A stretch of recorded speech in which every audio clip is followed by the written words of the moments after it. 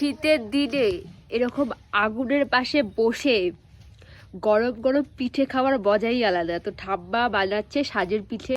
এই যে সাজটা তুলে দিল, দেখো সাজের পিঠে গরম গরম। এখন একটা একটা করে তুলবে ঠাম্মা।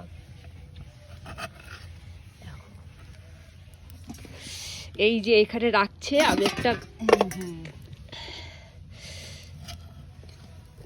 এই গরমটাই খাই।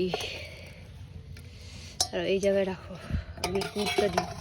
আর এই গুড়টা ঠাম্মা আজকে নিজেই বানিয়েছে, খেজুরের রস দিয়ে নিজেই জাল দিয়ে আজকে বানিয়েছে। তারাও একটু ভালো করে ডুবিয়ে দিই, আমি খেয়ে বলি।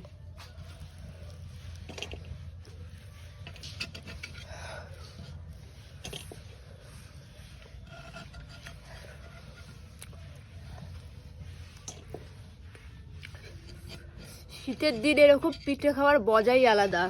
আর দেখো যে ঠাকুমা বসে বসে পিঠে করছে। তোমরা কে কে এই পিঠে ভালো খাও কমেন্ট করো। আর তোমাদের এখানে কেমন শীত পড়েছে সবাই কিন্তু জানিও।